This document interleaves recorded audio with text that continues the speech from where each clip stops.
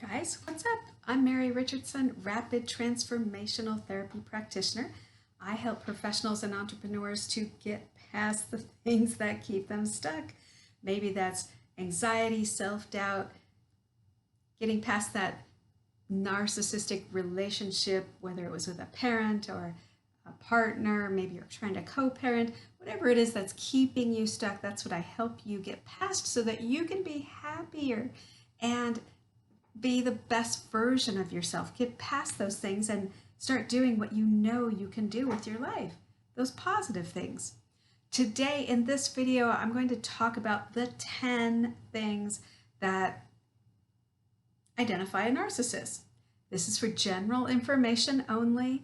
If you see people with these 10 things, it doesn't necessarily mean that they're a narcissist, because we all have some of these things from time to time in our life.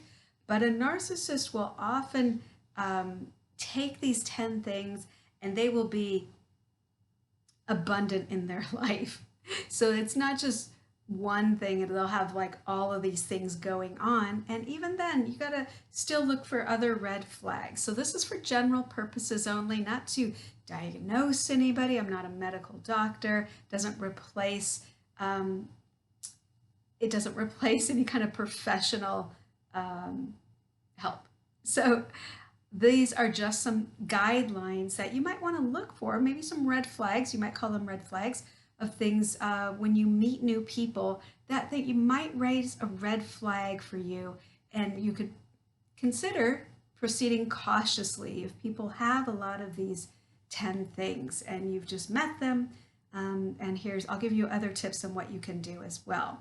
So the 10 things, number one, they surround themselves with people pleasers, people who tell them everything that's good about them and nothing that's bad about them. Number two, narcissists often have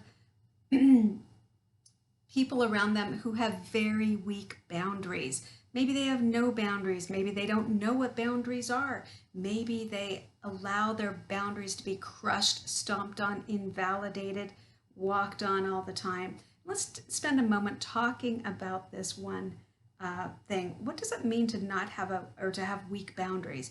It means when you have a goal you want to achieve for yourself, but you let your partner, your parent, this is not for kids, but if you're an adult and you have a narcissistic parent, that parent will often walk all over your boundaries because they've groomed you, or hope they've groomed you, to give in to whatever it is they need from you at that moment, such as attention.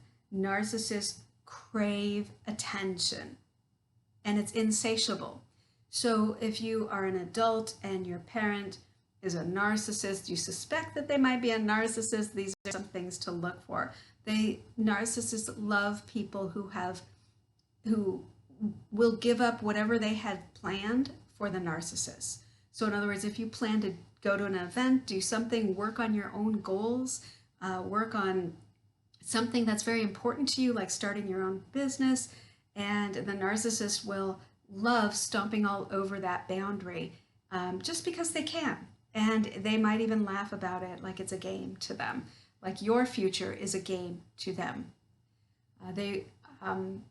What that means is that you will time and time again, people around a narcissist will give up what they want to do in order to please the narcissist, in order to keep the narcissist happy, to walk on eggshells. It's very painful to have a narcissistic parent who makes a game out of saying they have something important to talk to you about, and you reach out and then it's not important. They just wanted attention. And it's more than that. They want something from you. They want your time. They want to get you in a bad mood, remind you of something painful so that you can feel bad about yourself. And what they do is they feed off this narcissistic supply and they feel great about themselves because they're very insecure. So narcissists, they surround themselves with people pleasers. They surround themselves with people with weak boundaries or no boundaries, people who won't stand up for what's important to them, people who will give in and let the narcissist essentially control them, telling them, oh, now's not a good time for you to work on your goals because I need something from you. That's literally how they do it. Narcissists will often invalidate people around them, such as convincing people or saying over and over how a person's dreams are not important, or that they couldn't achieve it. They shouldn't dream of that. They shouldn't dream of being successful or having their business or going to college or going and having a family, whatever it is. A narcissist wants to invalidate the dreams of people around them. In fact, they want to invalidate that very person. So that person feels weak, feels unimportant, feels horrible about their own life, because a narcissist, they want that control to be able to do that to people. So people that let narcissists convince them that they really aren't important or their goals aren't important, it just feeds a negative spiral. Lots of people have adult children of narcissists can be depressed, they can have anxiety, loads of things like that. So narcissists love to you'll notice a narcissist will often have people around them who are upset. In other words, they won't have people around them that are happy because they're achieving their goals, they're taking steps to improve themselves, they're happy with their lives. Narcissists often have people around them who are going through difficult times, who are very, very unhappy. And you'll notice if you listen to the words of the narcissist, they will pick at a person's pain points. They will pick at a person's emotionally painful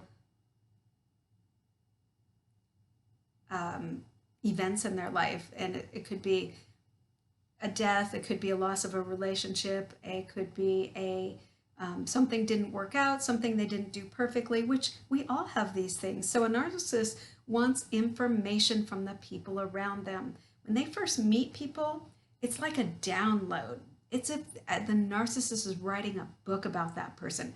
The narcissist literally will want all the information about that person. What they're doing is they are gathering up intel, essentially, on what went wrong in that person's life, what are the upsetting things in that person's life, so the narcissist can bring those up time and time again.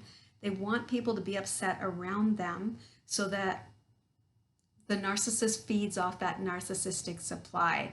The narcissist is very insecure, and they feel great when someone else is going through a bad time because they feel great about their own life because they don't have to deal with it. And so they will literally pick at someone until they find something upsetting, and then they'll say the right words, but they won't mean it. They lack empathy. So they'll say, oh, I'm sorry you're going through that. And then they'll dive in even deeper. So what is that like when you had this happen? Oh, so were you worried about this happening too?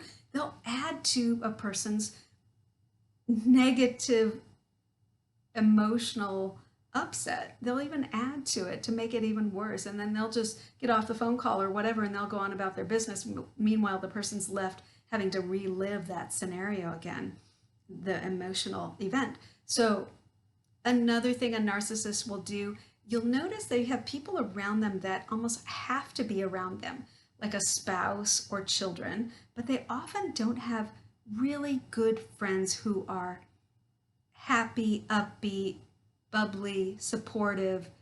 Well, supportive, yes, but they won't have good friends around them who are happy in their own lives.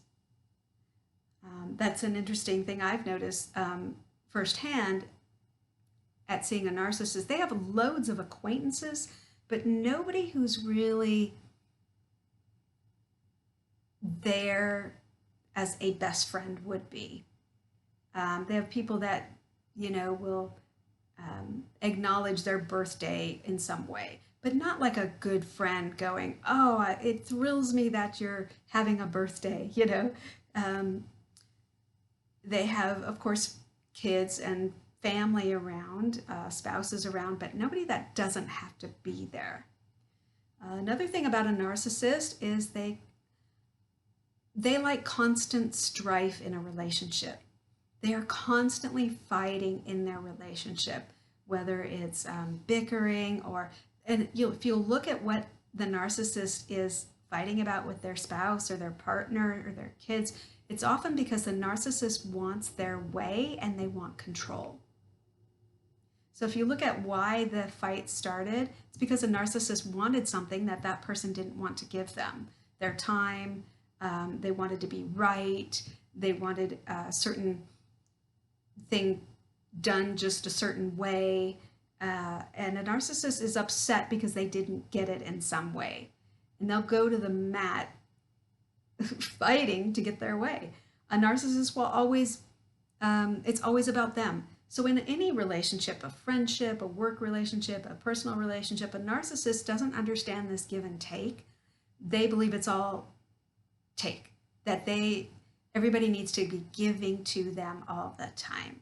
So it's always about them, what they need, how they're feeling, what they're going through, why they're upset, who said this to them, why they're upset with their spouse. It's always about them. And for a minute, they might be able to talk about you, but they're not really interested. And you know that when someone's not really interested in what you're saying, because they're not actively listening, they not showing empathy, they're not able to stay on the subject for very long.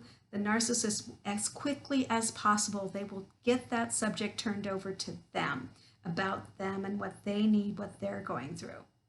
Another red flag that you might notice about narcissists is they are very condescending. They're always putting people down, tearing people apart, whether they're present or not. Narcissists know that what they do is wrong, they just don't care. A narcissist often will be very manipulative, meaning that they'll tell you certain things in order to get something from you. So if you have someone around you that is saying good things like love bombing you, saying how amazing you are, they will always do this because they want something. So a narcissist has no idea what it's like to be really a friend or in a relationship, because they only do everything in order to get something from you. So they're very manipulative about those that are around them. In other words, just try saying no to this person. No is a full sentence, no is a boundary, and be willing to just, you're not going to debate it, you're not going to explain it. No means no. No means I'm not going to go to this event. No, I'm not interested in doing this. No, no, thank you. And watch, if it's a true narcissist, they will try and debate that, ask you why you said no, ask you, and you don't have to say it in a mean way, but just say, no, thank you for thinking of me, but I have other plans, or I'm not interested. But thank you for thinking of me. If you say it really nicely, the normal person will say, oh, no problem, maybe next time, or I wish you well, I just thought I'd ask. They'll be a normal person will be very nice and understanding. A narcissist, however, will say things like, well, why? As if you owe them an explanation. As if, how dare you have your own thought? How dare you have your own goals and